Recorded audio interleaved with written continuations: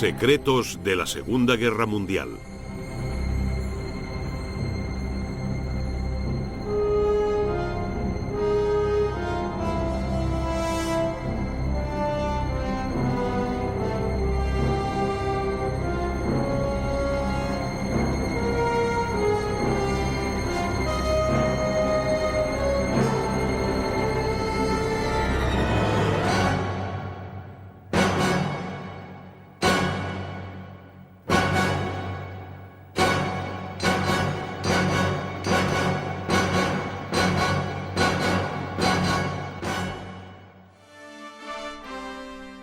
Okinawa, la batalla por mar y aire más grande de la historia.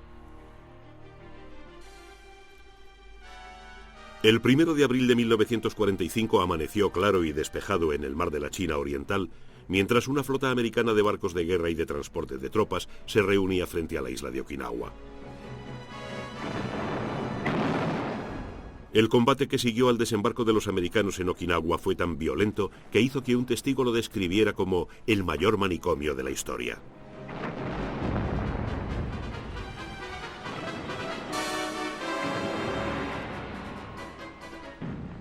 También introdujo una nueva palabra en los idiomas occidentales: kamikaze, bombardero suicida.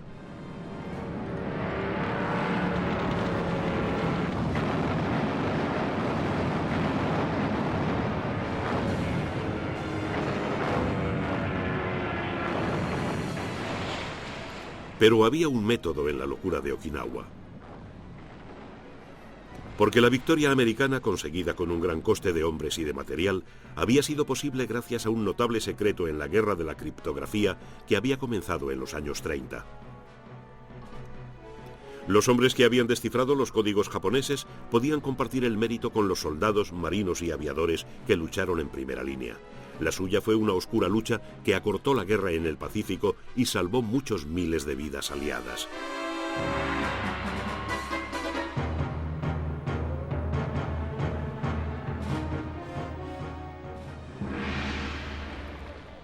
El camino hacia la guerra en el lejano Oriente y el Pacífico había comenzado en los años 30.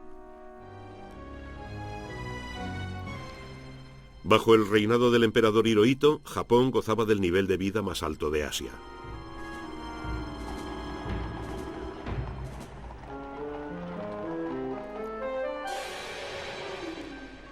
Pero sus poderosos jefes militares eran conscientes de que Japón carecía de materias primas, carbón, acero y petróleo, la base de la prosperidad en tiempo de paz y también los pilares de la guerra.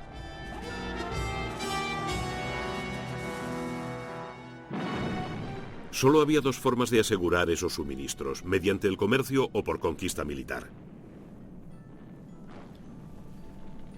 Los japoneses eligieron la conquista. En 1932, sus tropas convirtieron la provincia china de Manchuria en colonia japonesa y base industrial. El ejército chino no era rival para la máquina de guerra nipona. En 1933, la Sociedad de Naciones exigió que Japón se retirase de Manchuria. Find it impossible to accept the report adopted by the Assembly. La respuesta de la delegación japonesa fue drástica y contundente.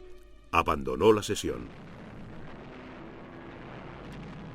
En 1937 estalló la guerra entre Japón y China. A los 6 meses, las ciudades de Pekín, Shanghái y Nankín estaban en manos japonesas. A los 3 años, los japoneses dominaban la mayor parte de la costa china y grandes zonas del interior. La escalada de la conquista japonesa hacía inevitable un enfrentamiento con Estados Unidos. Pero no fue hasta el otoño de 1940 cuando el presidente Roosevelt hizo una advertencia a los japoneses con el embargo de las exportaciones de caucho a Japón. En junio de 1941 siguió el embargo del petróleo. Sin recursos naturales propios, Japón vio que una tenaza se cerraba rápidamente sobre su cuello. Tenía que elegir entre una humillante capitulación o una guerra que le permitiera adueñarse de toda la riqueza económica del Extremo Oriente y el Pacífico. Japón escogió la guerra. Mientras sus diplomáticos seguían negociando en Washington, sus jefes militares daban los toques finales a unos detallados planes para la conquista del Extremo Oriente y el Pacífico.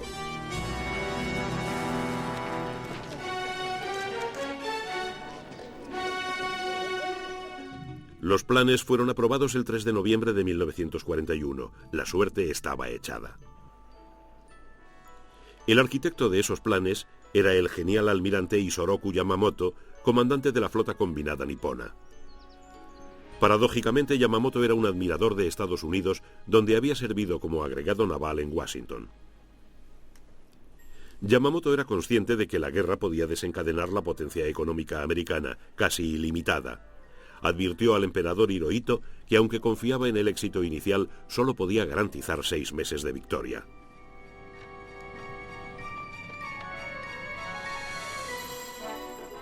Japón no sabía que los americanos tenían una ventaja crucial. Habían descifrado sus códigos diplomáticos. Estos códigos eran cifrados en una máquina parecida a la alemana Enigma. Los americanos habían conseguido reconstruir 4 máquinas, una de las cuales entregaron a los ingleses. La cifra recibió el nombre clave de Púrpura. Pero Púrpura tenía un grave inconveniente. Era utilizada por el Ministerio japonés de Asuntos Exteriores solo para las comunicaciones diplomáticas, y estas no contenían detalles de los planes de guerra. Los mensajes interceptados por Púrpura eran amenazadores, pero no revelaban cuándo y dónde atacarían los japoneses.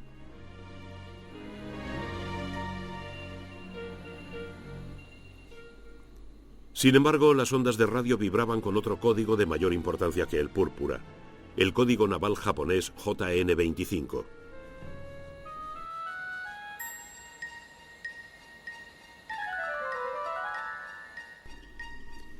JN-25 había sido descifrado por británicos y americanos antes de que Japón entrara en guerra. Pero esta ventaja había sido desperdiciada. Los criptógrafos americanos habían compartido información acerca de Púrpura con sus colegas británicos. Pero los británicos no informaron a los americanos de que desde el otoño de 1939 sus criptógrafos en el Extremo Oriente y Australia leían rutinariamente las señales navales japonesas. Tenían equipos trabajando en el Centro Neurálgico de Cifra, la Escuela Gubernamental de Código y Cifra en Bletchley Park, donde se había descifrado también el código alemán Enigma.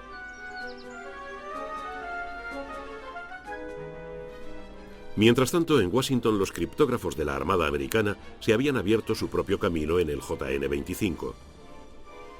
Pero el jefe de la División de Planes de Guerra de la Armada, el almirante Richmond Turner, guardaba tan celosamente este logro como los criptógrafos británicos y no informó al presidente Roosevelt.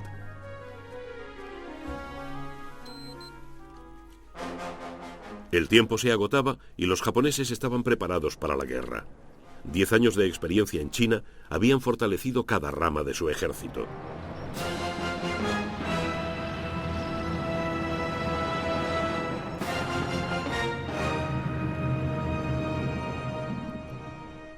Un factor vital del plan japonés era la destrucción de la flota del Pacífico de la Armada de Estados Unidos con base en Pearl Harbor, en Hawái, mediante un ataque sorpresa con portaaviones.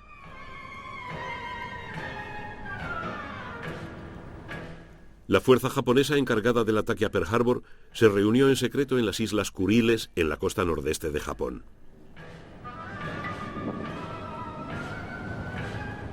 Zarpó rumbo a su posición de ataque el 25 de noviembre. La radio se mantuvo en silencio. Hubo silencio radio, pero no total. En los días previos al ataque a Pearl Harbor, al menos 20 mensajes enviados por Yamamoto a la fuerza de ataque, cifrados en JN-25, fueron interceptados por las estaciones de escucha británicas y americanas.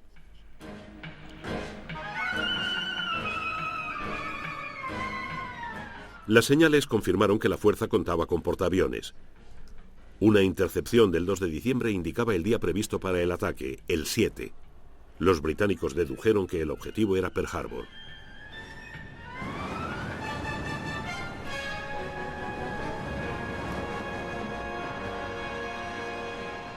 La información fue enviada a Londres y allí se quedó. En América, pistas semejantes del ataque a Pearl Harbor fueron retenidas en los niveles inferiores de la inteligencia naval. Roosevelt y los oficiales superiores al mando en Pearl Harbor permanecían a oscuras. El 7 de diciembre prometía ser otro tranquilo y pacífico domingo. Pero al aproximarse el alba, a 200 millas de Hawái, pilotos y navegantes de los portaaviones japoneses recibían las últimas instrucciones. El momento para el que se habían entrenado tan duramente había llegado.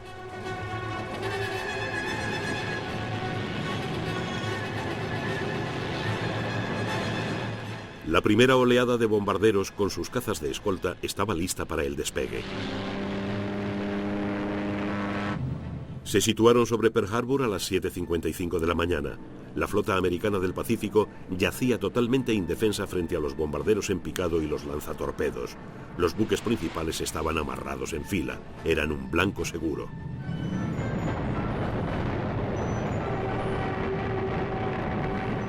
Ocho acorazados, 3 cruceros y varios barcos menores resultaron hundidos o gravemente dañados.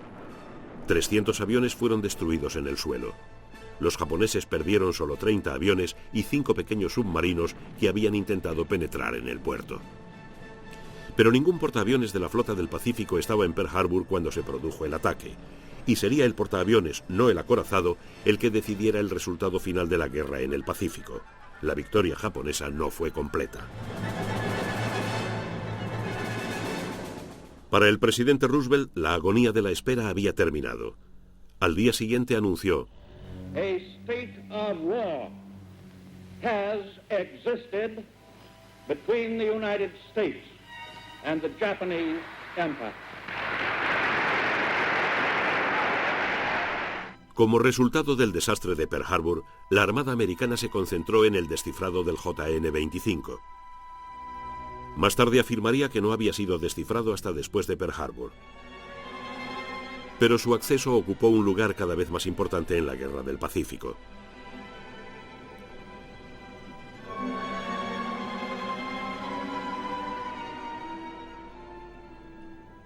Ni los americanos ni las potencias coloniales del Extremo Oriente estaban preparados para frenar la guerra relámpago japonesa que siguió al ataque a Pearl Harbor.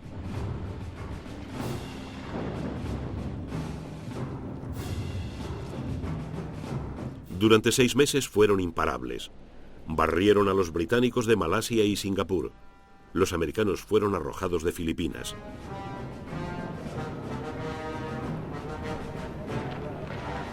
Los japoneses persiguieron a los británicos en retirada por toda Birmania hasta la frontera con la India. Las potencias occidentales habían subestimado la preparación, la fuerza y la coordinación de las fuerzas armadas japonesas. En menos de los 6 meses de victorias previstos por Yamamoto, sus hombres habían creado un imperio en el Pacífico que amenazaba a Alaska en el norte, a la India en el oeste y a Australia en el sur. Los pueblos conquistados pasaron a formar parte de la gran esfera japonesa de prosperidad común en Asia Oriental. Pero Yamamoto, un estratega con visión de futuro, sabía que al empujar a Estados Unidos al conflicto había despertado a un gigante dormido. Ahora tendría que enfrentarse a las consecuencias de la triste predicción hecha al emperador. Para asegurar su perímetro, Yamamoto planeó provocar un encuentro naval decisivo, apoderándose de la isla de Midway, un enclave cercano a Pearl Harbor, en poder de los americanos. Pero los japoneses seguían sin saber que los americanos habían descifrado el JN-25, el principal código operacional nipón.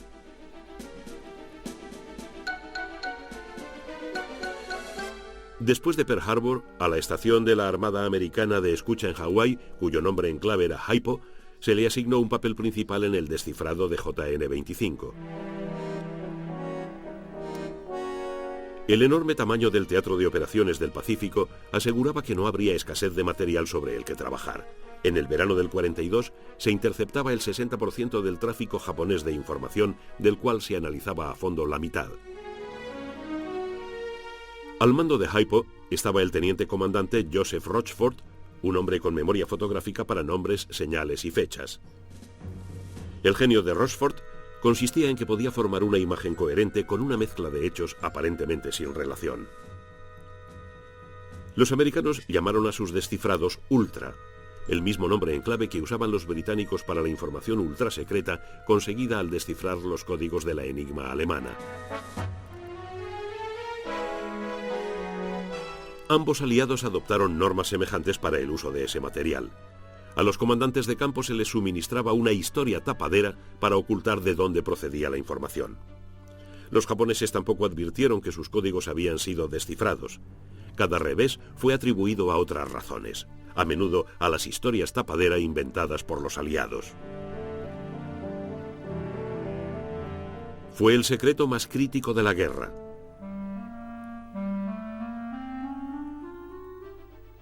Los japoneses dieron el primer paso para aplastar a la flota americana del Pacífico en mayo del 42. Estaban escocidos por la incursión sobre Japón de 16 bombarderos Mitchell bajo el mando del teniente coronel James Doolittle.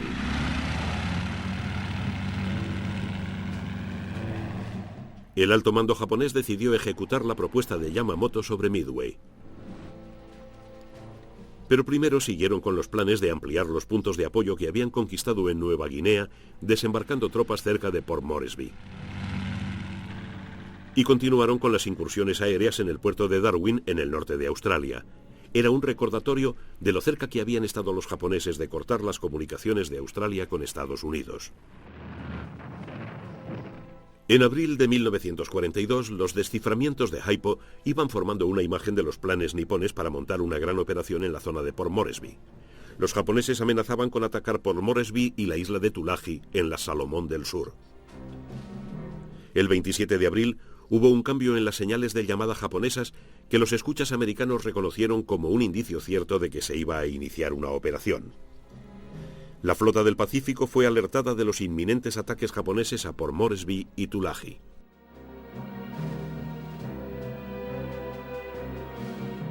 El almirante Chester Nimitz, comandante de la flota del Pacífico, ordenó a la Fuerza Operativa 11 del almirante Fitch, con el portaaviones Lexington, 2 cruceros pesados y 6 destructores, que zarpara de Pearl Harbor rumbo sur. Tenían que reunirse con la Fuerza Operativa 17, mandada por el almirante Fletcher desde el portaaviones Yorktown, en el Mar del Coral, al oeste de Nuevas Hébridas. La llegada de portaaviones americanos a la zona causó un gran impacto en los japoneses, pero no fue hasta el 8 de mayo cuando ambos contendientes localizaron los portaaviones enemigos y lanzaron sus ataques. La batalla que siguió fue la primera en la que las flotas no llegaron a avistarse, solo vieron a los aviones enemigos.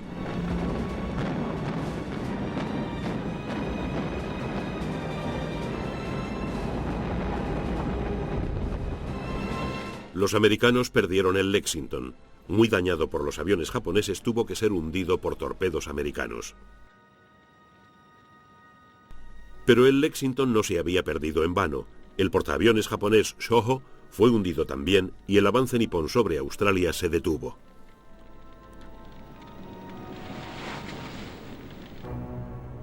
Los grupos aéreos del portaaviones americano comprobaron que estaban en condiciones de igualdad con el enemigo.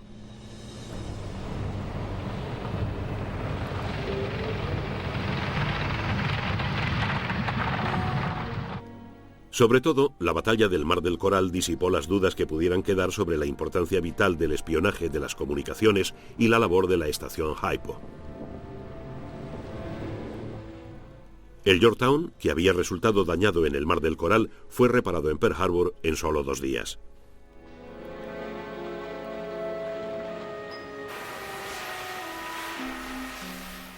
El 20 de mayo zarpó para unirse a los portaaviones Enterprise y Hornet, ambos novatos en la lucha entre portaaviones, para el decisivo enfrentamiento ante la isla de Midway.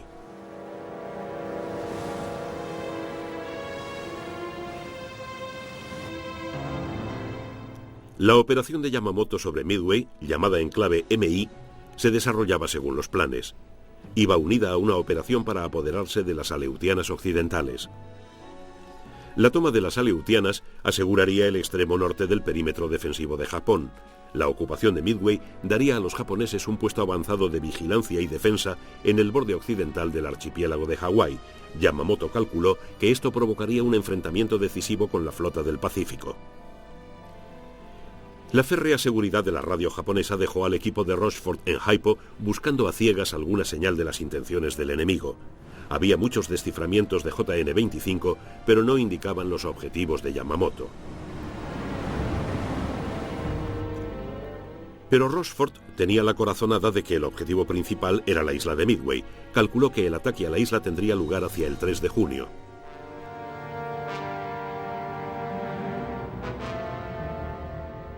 Pero el comandante en jefe de la flota americana, el almirante King, no estaba de acuerdo. Él creía que los japoneses pensaban atacar la costa oeste de Estados Unidos a mediados de junio.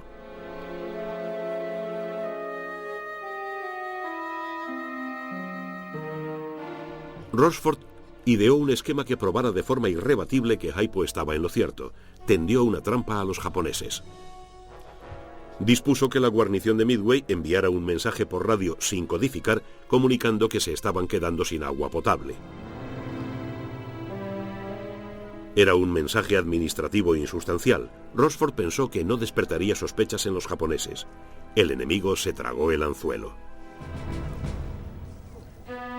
Una avanzadilla de la red Haipo en Australia interceptó un mensaje japonés que indicaba que AF, el todavía desconocido objetivo de MI, había informado de escasez de agua potable.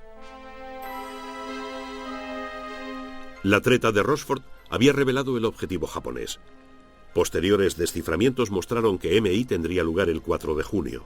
Alertada la guarnición, las fuerzas operativas 16 y 17 navegaron hasta su posición al nordeste de Midway para esperar a los japoneses. Era el golpe más sensacional de la inteligencia militar en la historia de la guerra naval.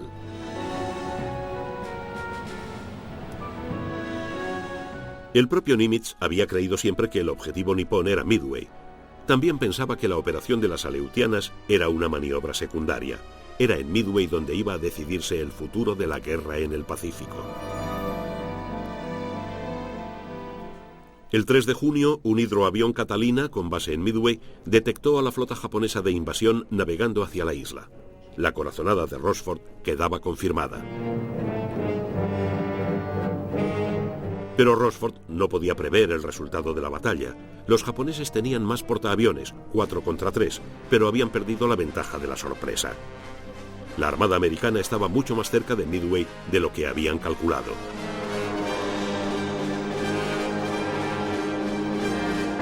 En 5 extraordinarios minutos durante la batalla de Midway, un portaaviones japonés fue hundido y otros 2 quedaron tan gravemente dañados que tuvieron que ser abandonados.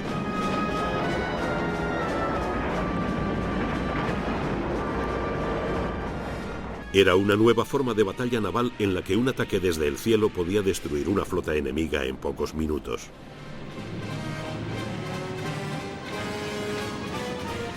El único portaaviones japonés que quedaba, el Hiryu, lanzó un ataque contra el Yorktown.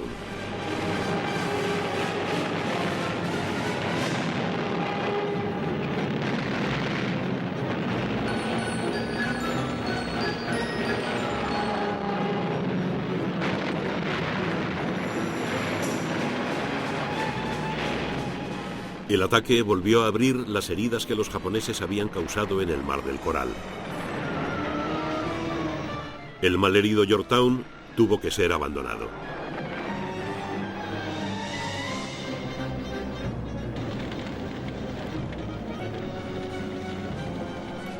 El mismo destino corrió el Hiryu a la mañana siguiente, cuando los bombarderos americanos en picado acabaron con él. En el espacio de unos minutos, el 4 de junio de 1942, los portaaviones americanos habían destruido el núcleo de la flota combinada japonesa.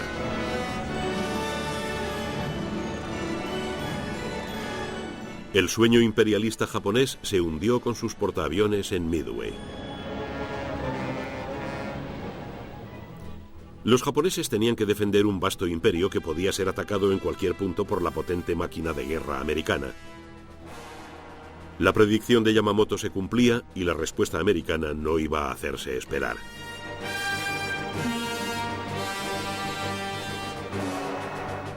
El punto elegido por los norteamericanos fueron las Islas Salomón. El 7 de agosto del 42, la infantería de marina americana desembarcó en Guadalcanal, donde los japoneses construían un aeródromo.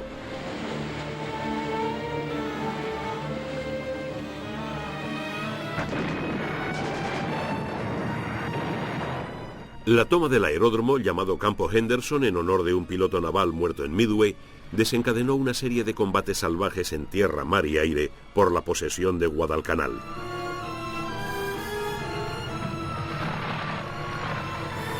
Los japoneses no fueron arrojados de Guadalcanal hasta febrero del 43. Justo antes de Midway, los japoneses habían cambiado a un nuevo código naval, el JN-25C, y luego a otro, el JN-25D. En un momento crítico, los criptógrafos americanos se quedaron a oscuras. Este revés estaba previsto y se había recogido mucha información vital del análisis de mensajes, incluyendo la identificación de algunos operadores de radio japoneses por sus distintas formas de teclear. Esto no aportó conocimientos suficientes para apoyar la victoria de Midway, pero resultó de vital importancia en Guadalcanal. Otro triunfo de los servicios de inteligencia estaba a la vuelta de la esquina. El 3 de abril de 1943, el almirante Yamamoto había volado desde Truk, en las Islas Carolinas, hasta la gran base japonesa de suministros de Rabaul, en Nueva Bretaña. El análisis de los mensajes reveló la presencia de Yamamoto en Rabaul y su interés por los aeródromos en el extremo sur de Bougainville, en las Islas Salomón.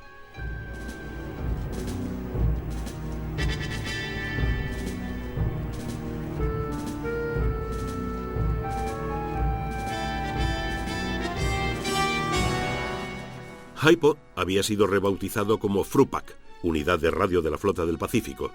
Ahora interceptaba y descifraba una serie de mensajes enviados en el código naval y aéreo japonés que revelaban los movimientos de Yamamoto. Yamamoto estaba en viaje de inspección por las Salomón Occidentales.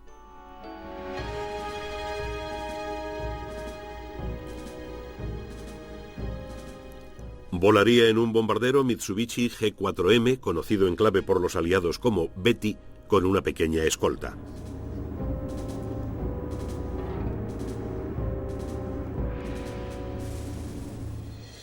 El almirante Nimitz decidió ordenar el asesinato de su rival japonés. Envió un mensaje personal secreto al almirante William Halsey, el Toro, comandante de la zona del Pacífico Sur, preguntándole si podía interceptar a Yamamoto y derribarlo.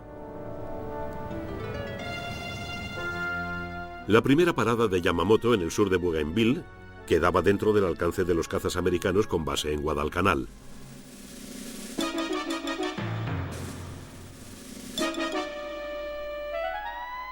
Halsey confirmó que la misión podía ser realizada con cazas Lockheed P-38. Su única reserva era el riesgo de descubrir a los japoneses que sus códigos habían sido descifrados. No podía haber una historia tapadera para esta operación. La decisión se dejó a las alturas, la Casa Blanca y el presidente Roosevelt.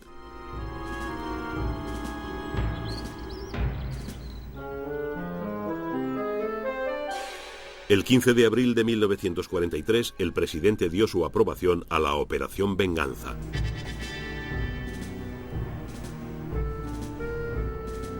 En las Salomón, los subordinados de Yamamoto estaban preocupados por el riesgo que corría e hicieron varios intentos para disuadirle de seguir con su viaje de inspección.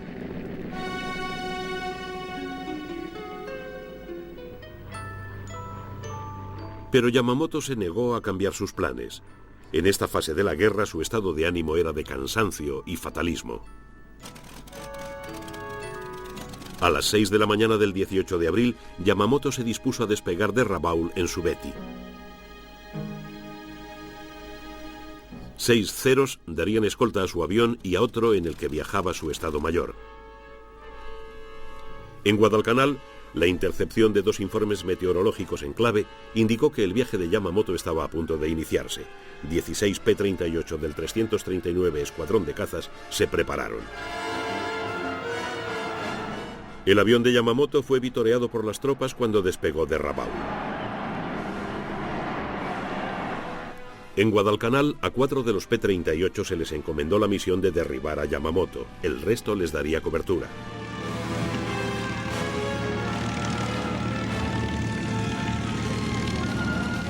A los pilotos se les dijo que la información sobre los movimientos de Yamamoto procedía de los observadores costeros australianos.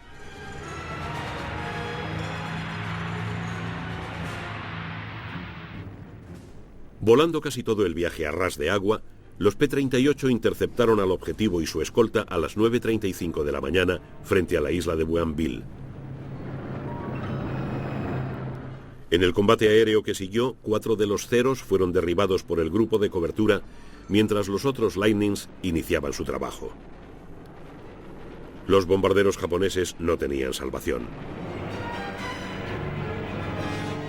El avión que llevaba a Yamamoto se estrelló en la jungla y no hubo supervivientes. Todos los P-38-1 volvieron sanos y salvos. Habían pasado exactamente 12 meses desde la incursión de Doolittle sobre Japón.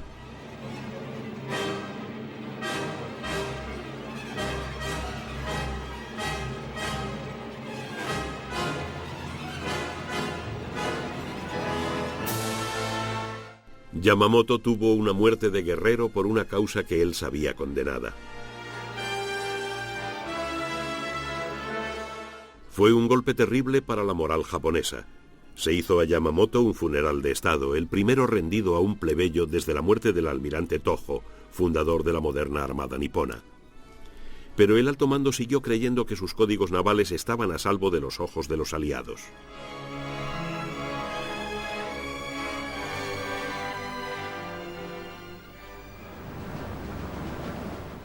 Los americanos comenzaron su viaje isla por isla a través del Pacífico. El bastión japonés de Rabaul había quedado aislado cuando el avance aliado lo rodeó y lo dejó atrás.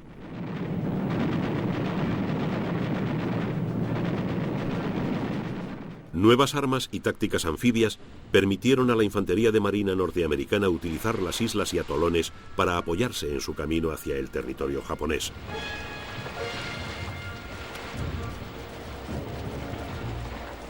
La resistencia al avance americano por el Pacífico fue fanática.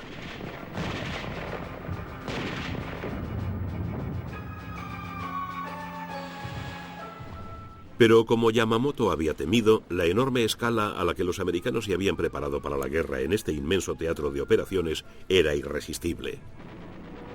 En junio de 1944, la potencia aeronaval que le quedaba a Japón fue destruida en la batalla del Mar de Filipinas. Sus portaaviones sobrevivieron, pero no su aviación.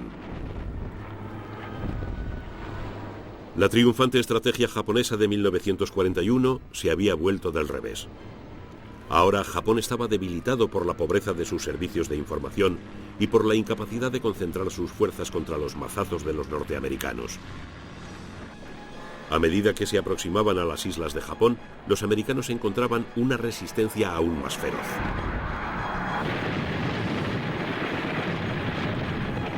Según el código guerrero japonés del Bushido, el único final honorable de una batalla era la victoria o la muerte.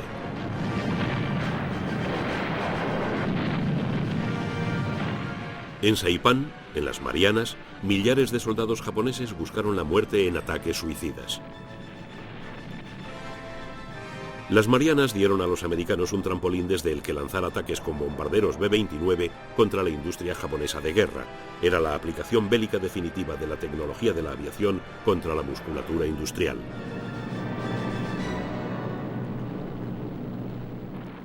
A medio camino entre las Marianas y Japón se encuentra la isla volcánica de Iwo Jima.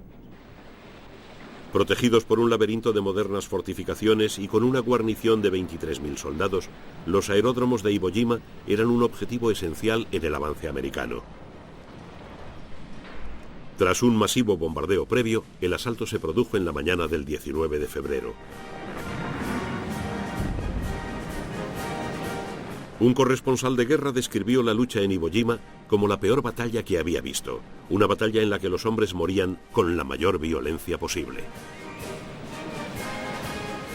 Apenas 200 defensores de la isla estaban dispuestos a rendirse.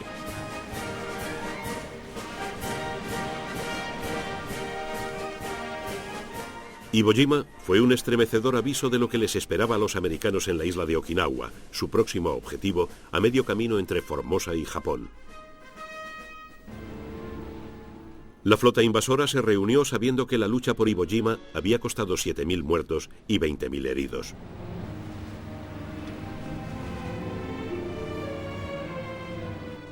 Los comandantes que planeaban la operación estaban decididos a no correr riesgos.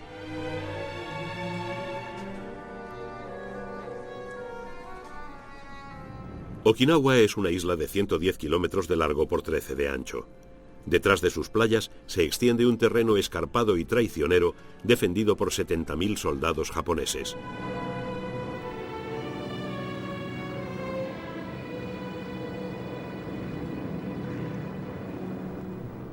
El 24 de marzo de 1945, los americanos comenzaron el más intenso bombardeo aeronaval de toda la Guerra del Pacífico.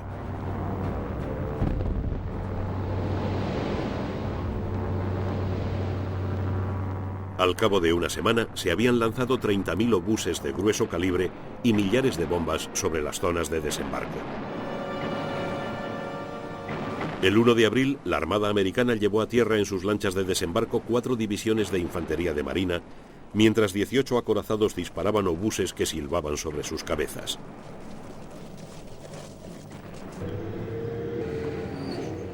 Los infantes de marina fueron los primeros de los 170.000 soldados del 10º Ejército de Estados Unidos a los que se asignó la toma de Okinawa.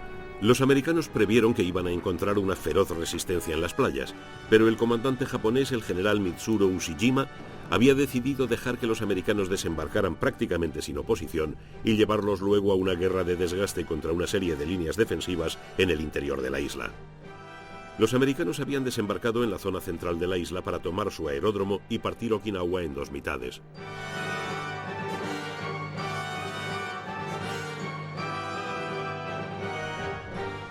Los japoneses se habían retirado a sus líneas defensivas, dispuestos a infligir el máximo castigo posible al 10º Ejército. La isla era un laberinto de túneles y de puestos de tiro, muchos de ellos equipados con armas de grueso calibre. El general Ushijima tenía otra arma que ya había sido usada contra las primeras ofensivas americanas en Okinawa. Eran los kamikazes, pilotos suicidas que toman su nombre de la tormenta que destruyó una flota invasora mongola en el siglo XIII.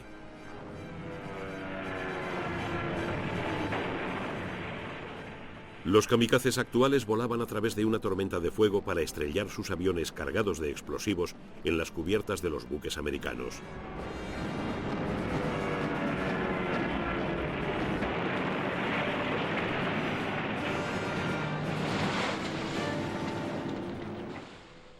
El Bushido daba apoyo moral a los kamikazes, pero eran también fruto de la necesidad.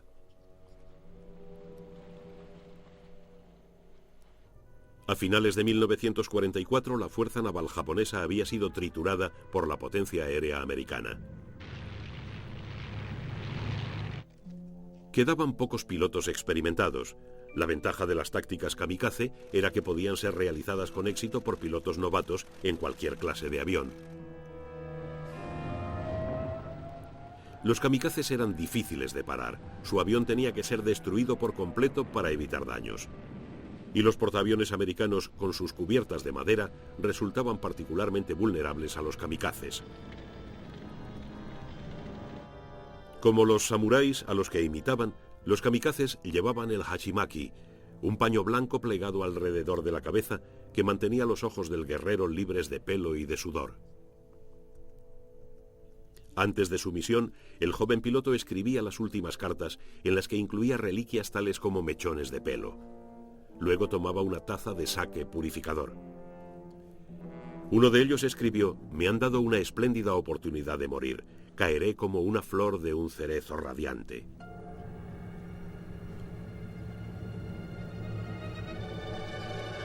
Estos eran los jóvenes que iban a ser lanzados contra la flota americana en Okinawa.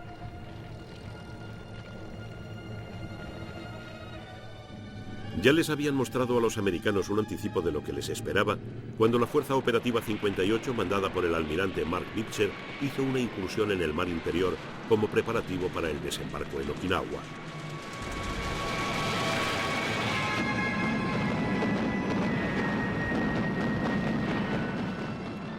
Los kamikazes tropezaron con una muralla de fuego que destruyó 200 aviones.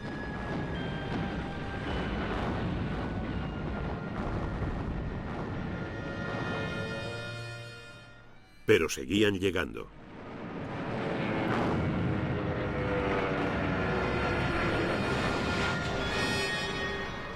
Entre los portaaviones, el Wasp resultó seriamente dañado por un kamikaze y se salvó solamente gracias a una heroica lucha contra el fuego.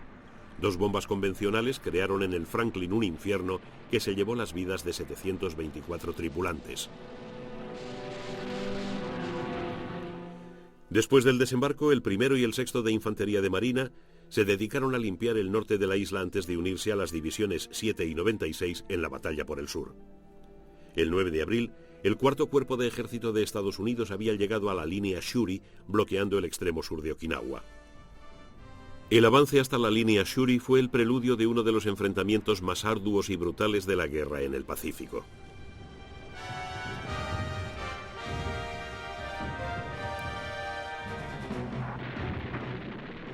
Los americanos tuvieron que abrirse camino por un terreno sembrado de trincheras y de búnkers. Pocos enemigos se rindieron, la mayoría luchó hasta el final.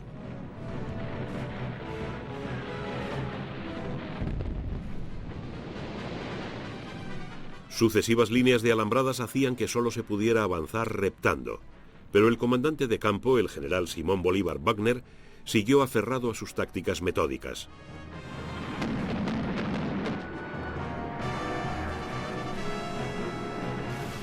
El tiempo trajo lluvias torrenciales procedentes del mar de la China meridional. El suelo se convirtió en un cenagal en el que se atascaban hombres y máquinas.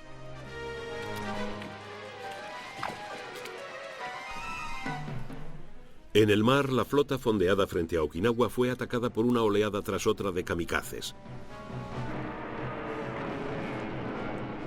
El alto mando japonés ordenó un ataque coordinado cuyo nombre en clave era Cielo 1.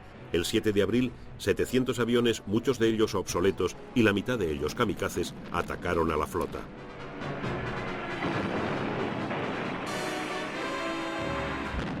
Aquel día los japoneses perdieron casi la mitad de su aviación, pero hundieron 3 destructores, un transporte de desembarco y 2 buques de municiones.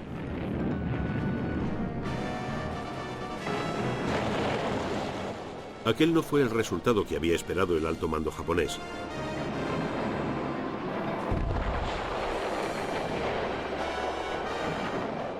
Pero el 11 de mayo, 2 kamikazes impactaron en el portaaviones Bunker Hill en el espacio de 3 minutos.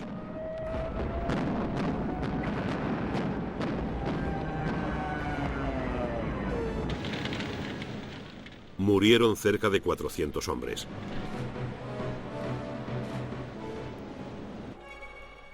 Algunos pilotos kamikaze volaron en misiles Oka, flor de cerezo. Lanzados desde la panza de un bombardero, llevaban una ojiva de 2.600 libras y golpeaban el blanco a 900 kilómetros por hora.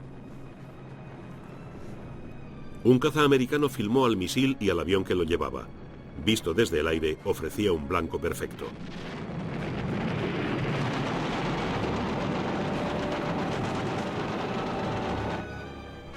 Al nivel del mar, la respuesta americana fue formar una barrera de radares con los destructores fondeados frente a Okinawa en un abanico de hasta 100 millas.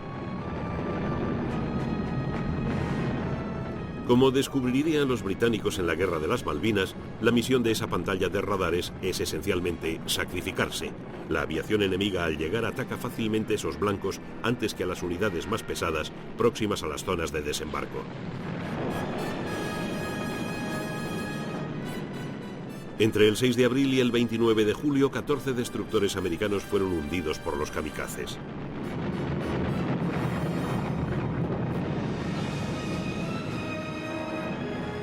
Aparte del Bunker Hill, otros 2 portaaviones, el Enterprise y el Hancock, sufrieron graves daños.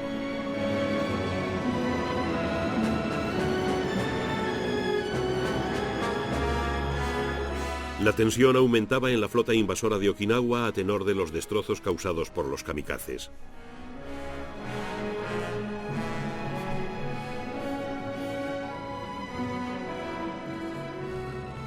Por contraste, los 4 portaaviones británicos asignados a la Fuerza Operativa 57 salieron mejor librados.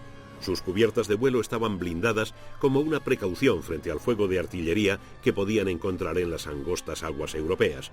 Estos portaaviones sobrevivieron a los ataques de los kamikazes sin daños graves. Mientras tanto, al norte, la última fuerza japonesa en superficie, el gigantesco acorazado Yamato, escoltado por un crucero y 8 destructores, había zarpado de Japón. El Yamato sería el último de todos los kamikazes. Solo llevaba combustible para el viaje de ida a Okinawa. Pero el Yamato fue detectado mucho antes de que llegara a la zona de desembarco. A mediodía del 7 de abril sufrió el ataque de 300 aviones procedentes de los portaaviones americanos. No tenía cobertura aérea y fue alcanzado por 6 torpedos que dejaron inútil su timón. El Yamato se hundió tras 2 horas de castigo, llevándose al fondo a casi toda su tripulación de 2.300 hombres.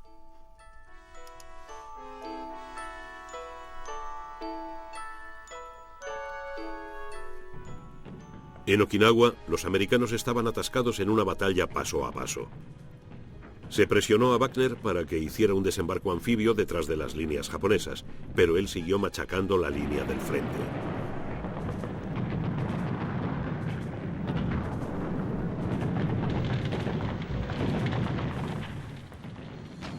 William Manchester, por entonces joven infante de marina y más tarde distinguido periodista, escribió acerca de la lucha. Podías oler el frente mucho antes de verlo.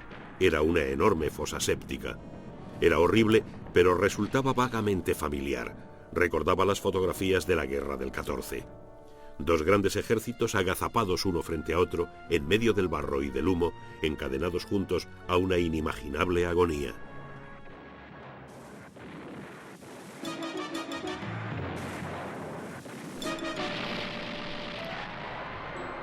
La batalla llegó a su punto álgido el 14 de mayo, cuando los infantes de marina lanzaron un ataque contra una colina conocida como Pan de Azúcar en las cercanías de la antigua fortaleza de Shuri. En la lucha cayeron cerca de 3.000 infantes de marina. Se rindieron muy pocos enemigos.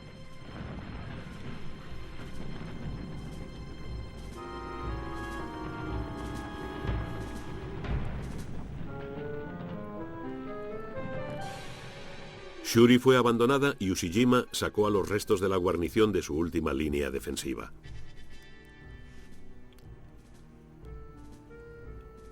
Las ruinas del castillo de Shuri fueron tomadas por los infantes de marina el día 29.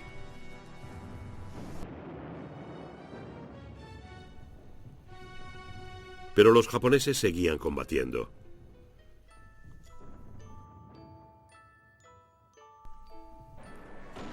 Se apiñaban en un escarpado risco a 5 kilómetros del extremo sur de la isla. Los americanos le pusieron el mote de la Gran Manzana. Este último baluarte se cobró la vida del general Wagner, alcanzado por la metralla en el frente de combate. Fue enterrado en la isla con sus soldados.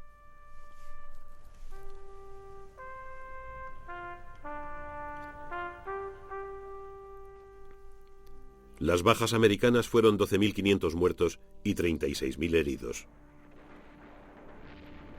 Una despiadada carnicería. En los últimos días se rindieron 4.000 soldados japoneses.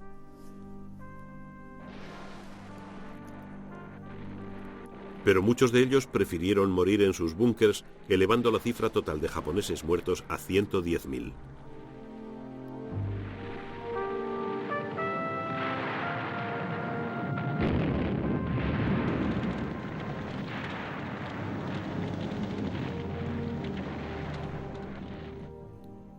Todos los altos oficiales, incluido Ushijima, se habían suicidado.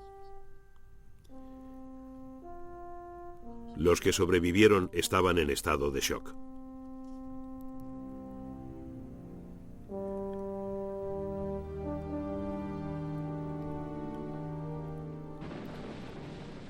Los ataques kamikazes mataron a más de 5.000 marinos americanos y hundieron 38 barcos.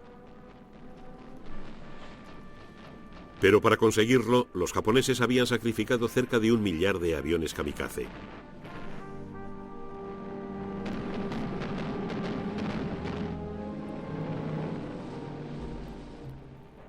La cuarta parte de la población civil de Okinawa murió mientras duró la batalla.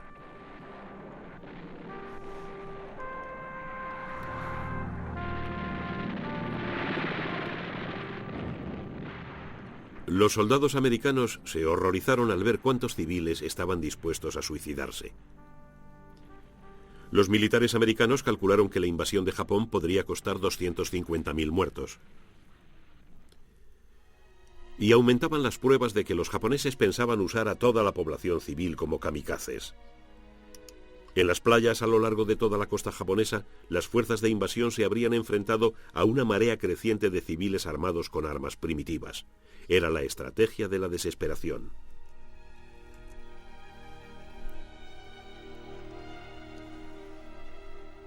Fue esta horrible perspectiva la que hizo que Estados Unidos se decidiera a emplear su arma más terrible.